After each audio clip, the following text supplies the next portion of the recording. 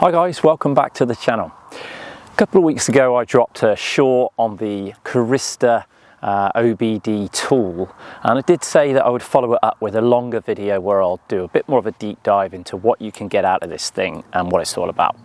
That's what's coming up in today's video, and it's coming up right after this.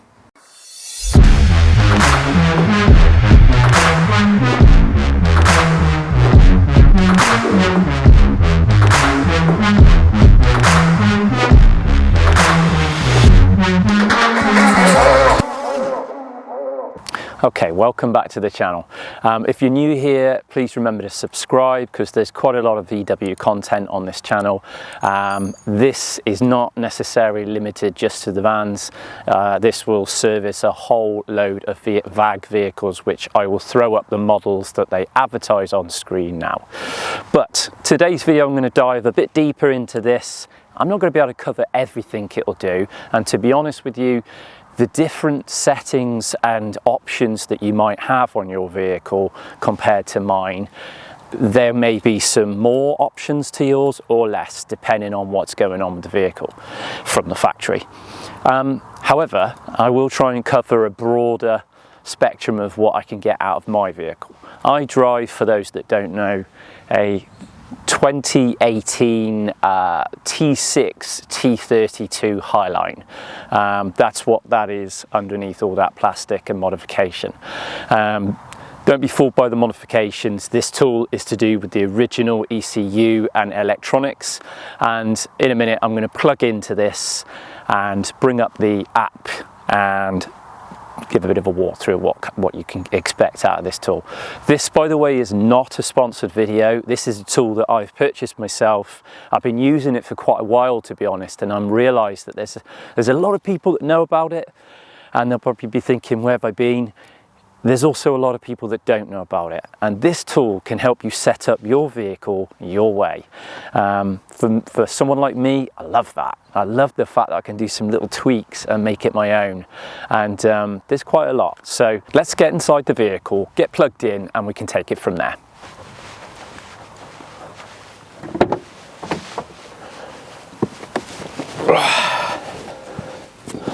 Okay. Just to point out that, as I said, this is not a sponsored video, but I have put a link to this product in the description below. It's an Amazon link, so if you want to buy yourself one of these, at the moment, at the time of shooting this video, it's £35, and that's pretty much a flat rate all over. So there's a helpful link down the bottom. It's an affiliate link, so if you head to that, you can purchase one of these and have it delivered to your door from Amazon. You can then register for the free trial, which is through your either iOS or Android device, where you get a month to actually do everything I'm about to do now without actually paying anything. You do end up signing up as though you're going to pay the payment after the free trial is up, but as long as you cancel it within the 28 days, then you will not pay anything over and above the £35, because I've actually done that myself. Anyway, links down in the description, as I say, and so you can head to that and pick yourself one up if you want.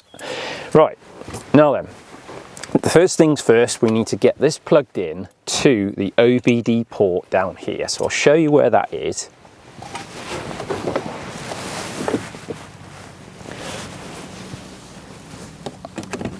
And there we go. So now that's in there, we need to turn on the ignition to stage 2. So you've got all your lights on. That's where you need to be. Okay, so what you're going to need to do is go onto your platform, iOS or Android, download the CARISTA app, and then you can install it, and you'll be at this point that I'm at now. So we're going to open the CARISTA app here, connect to your car. It's going to now look for the OBD device. Obviously, again, you're going to need your ignition on stage 2. So when you're doing this, you don't want the engine running, you just want it on stage 2, which is where all the lights are on and that. Okay, then you can see we've got a bunch of menus here. We've got customize, diagnose, service, and live data. The live data is I think is actually a new update because that wasn't on there last time I looked. So first of all, what I'm going to do is go into the customize menu.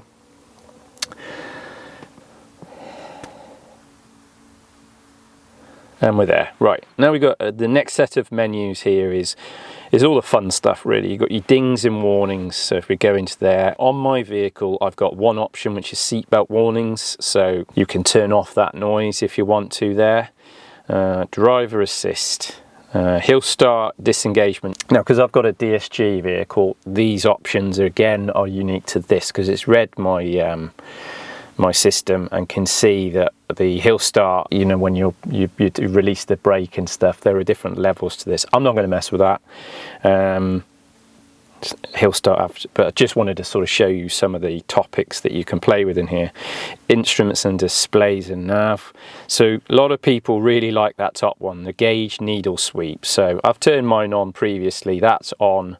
If you go into there, you see, select it, then you've got your options, and down the bottom you've got save, which you need to save whenever you make a change. Start screen logo. So here you can actually change which you press I mean actually you need to kind of select this and then switch everything off after saving. So if I press type 5, and then you'll notice it'll update and rewrite that to the system. When I turn on the center radio, when I turn the car on next, we'll have a different welcome screen there. That's what that is.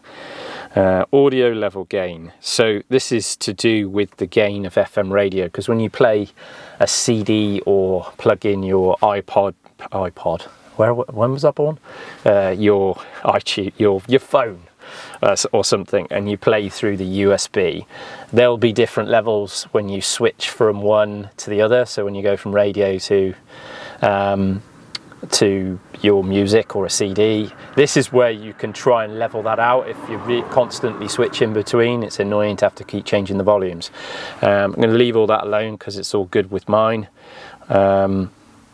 Microphone sensitivity, so this is going to be to do with the onboard phone and so on.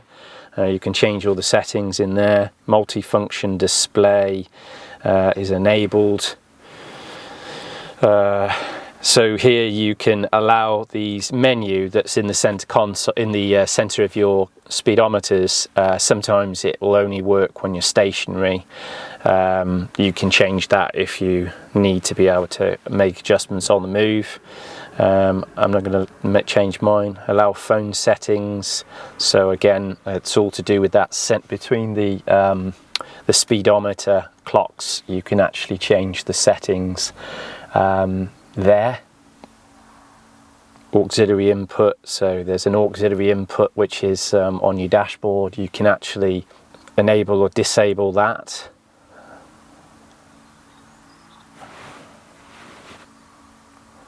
And then going into the lights menu here, we've got some other things which actually I've messed about with myself.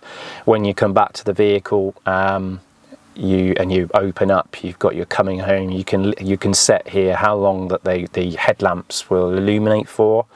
So you can change your time here.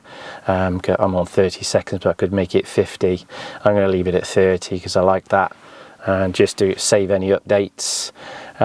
Same with when you exit the vehicle, the lights can stay on when you take out your ignition, and so you can sort of get up to your front door if you like, illuminated, and then it'll all shut off after however many seconds.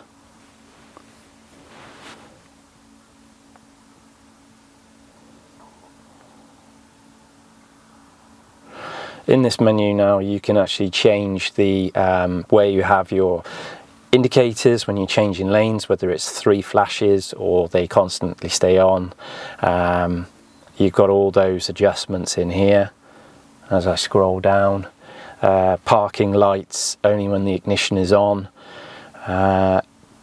Also in this menu you can actually change when you press the brakes quite fiercely because you're stopping in an emergency. There's indicators to people behind, there's flashing lights. Again, a lot of all of this is going to depend on the vehicle you're connecting it to. This is all the settings that come up on my vehicle. If you have more options from the factory than I do, you're likely to see even more menus in here that you can adjust. So we've got locking, beeps and blinks. If you want some audible signs to unlocking and locking of the vehicle, you can activate that in here. Mirrors, so if you've got heated mirrors, you can actually set it so that when you press the rear heated the rear screen, that they will come on and heat then to demist as well, as opposed to doing it on the control stick on the mirror. Parking sensors, so you can change the volume of that beep in here. That's probably going to be quite useful to some, because sometimes that can be blooming annoying. I didn't actually know you could do that, so I might have a fiddle with that myself. Wipers and washer. So we're going to come out of that one and go back into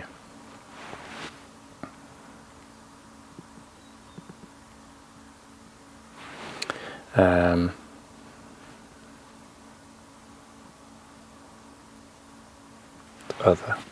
Horn works when ignition is off, enables smart key buttons when ignition's on. I'm not actually sure what that second one is. So there's a bit of a look at some of the things that you can customize on a vehicle. Okay, so when you go into this diagnose section, it's going to read your ECU, and there's around about 10, or it might even be 15, actually it's about 15 ECUs that it scans on my particular van, so we'll let it do that. Okay, so we can see there's an ABS fault, heater and air conditioning, central electrics.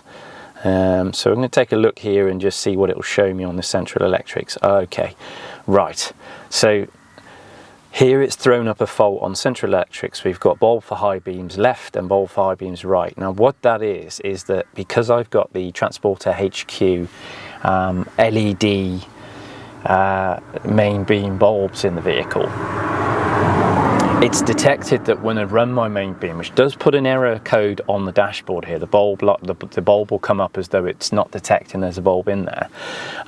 It's also saying in the back of the ECU here that it's detected this and it's recorded it. Each time I turn my vehicle off and get in it the next day, during the day, that light is not on the dash. It's as soon as I select high beam. That's something that you can actually code out. I'm not sure if you can do it on the CARISTA, but certainly at Transport HQ they have a tool, VAGCOM tool it's called, which will code out that fault so it won't keep reoccurring. But what we'll do now is just reset that, and you can then see using this system that I should be able to turn that fault off until the next time it occurs. I don't think it will let me reset that fault because it's obviously detecting that those bulbs are still in it. So had that been thrown up because you've got a bulb has gone and you've got the correct bulbs in it, I think you could reset that, but that's probably not going to let me do that because I've got the wrong bulbs in it, and it can see that. The vehicle's functioning perfectly fine, but it's good to be able to see what's going on as far as the computer, and that all makes sense. So that's the diagnose tool. Then you've got the service tool here, which will tap into the service history. Let's take a quick look at that. Okay, so here is some of the details that I'm able to see in this screen. Let's take a look at the diesel. Okay, so you could actually force the DPF regeneration cycle from this app. That's interesting, I didn't know that. The vehicle's already got a built-in system on it where it will cut that in as and when it needs to. But if you wanted to get involved, it's given me here 21.51 grams of soot. I couldn't tell you if that's a lot or not, to be honest with you, but I can see that I've got a button there. I can literally start the cycle off and force it in to do that cleaning process. Fuel system prime. Use this tool to purge the air from the fuel lines if the fuel system has been serviced. That's interesting. I'm certainly not going to get involved in that, but if you had some kind of, I'm guessing if you've run out of fuel, which on a diesel is not a good idea, and they do struggle to get the fresh fuel through the lines, this might be something you can use to prime the lines, but I'm only just sort of using common sense with that one. Setting of transmission. Calibrate the transmission after the vehicle's lost battery power. Interesting, if any of these things, they have never caused me a problem. I've never needed such, but it's got some information there that is not available anywhere else. Detailed ECU information. Okay, so on this, I'm not going to reveal this information because there's quite a lot of specifics that are unique to this vehicle, but that gives you a full breakdown of everything that has been mounted onto this vehicle. Factory options and codes and part numbers. It could be quite useful. Okay, let's head into this live data and have a quick look and see what we can actually see on this menu. Okay, so we've got service interval information. Let's have a quick look at that. Driven since, we've got 6,000 kilometers since I had my service, 164 days. It tells you here the distance that it's set itself up on based on the way it's been driven, service intervals, independent inspection. So this is all the information from the garage where I take it to. I've got a lot of live details here as well, which I think you can actually use in motion by the looks of it. I'm not entirely sure. Again, this is diving quite deep into this tool. Voltage, because we're switched off, we've got 11.6 volts and all the engine information there. So yeah, I'm pretty sure that this is a live tool that if we were driving, we'd see information in here. I've driven it over to where we're filming this video, so 48 degrees is going to be the coolant temperature because it's recently been running. But yeah, there's some live information which is all new on this. As you can see, crashing. Let's airbag crashes count report. Let's hope that's on 0. This is interesting. So we're all good there then. Interesting though that, you know, if you're checking out if a vehicle's ever been in a crash before you were buying it, this could be great information that you could plug your CARISTA tool in and just have a little look. So I'm pretty sure you can't reset that. Anyway, that's what's in that menu. Now, for most of us, we're going to want to use this customization menu tool because a lot of people have actually asked me, why are my DRLs not working on the front when you see the vehicle in the video? Because I've got the travelling light little rectangular ones which are in the bumper, and then on the Transporter HQ headlamps you've got the daylight running system on there too.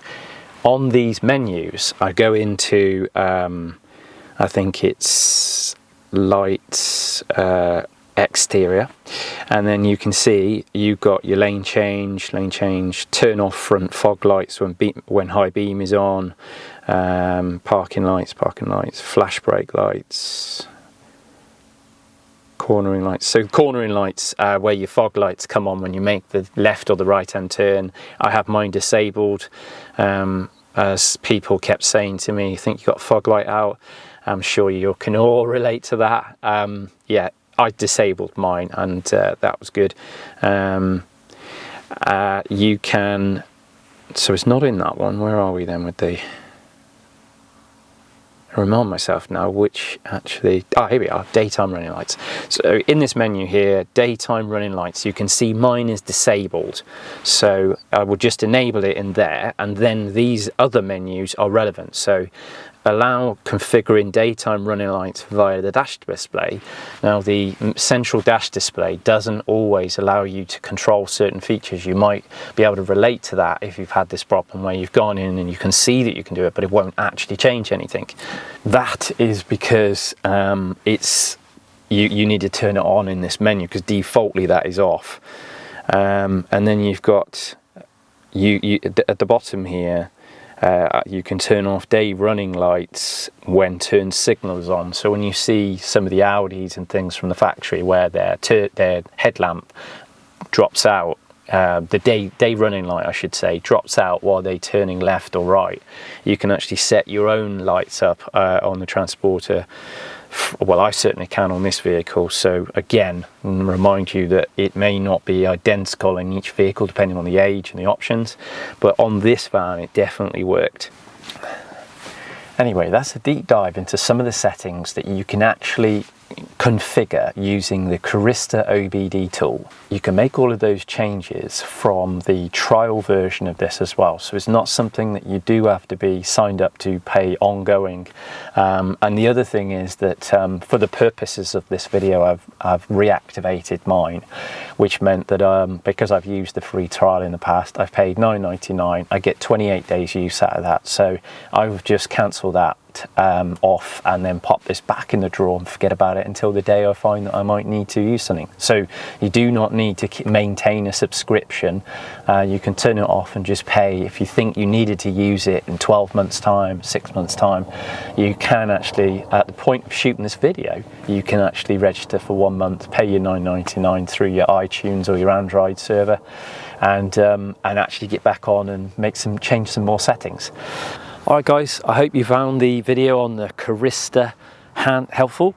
Let me know in the comments below if you're going to be into one of these, if you've already got one, if I missed anything. But yeah, as I said, it's not a sponsored video. So if you want one, you can cop yourself one in the link below in the description. There's an affiliate link there, will take you to Amazon, a nice safe seller that provides these, and probably get one within a day or two. £35 at the time of shooting this video. And so yeah, I just thought if you don't know about these, and after a bit of a dive into that, you might well find that tool pretty interesting, because if you're anything like me, I do like to set my vehicle up my way and have a little tinker now and again. Fully safe, you're not messing with anything that you're not qualified to. So yeah, it gets my vote. Anyway, if you're not already subscribed, don't forget to hit that subscribe button before you go. Plenty more VW content to go and binge on in the back, shows, mods, it's all there. But I will see you in the next one real soon, and looking forward to it already. Take care. See ya.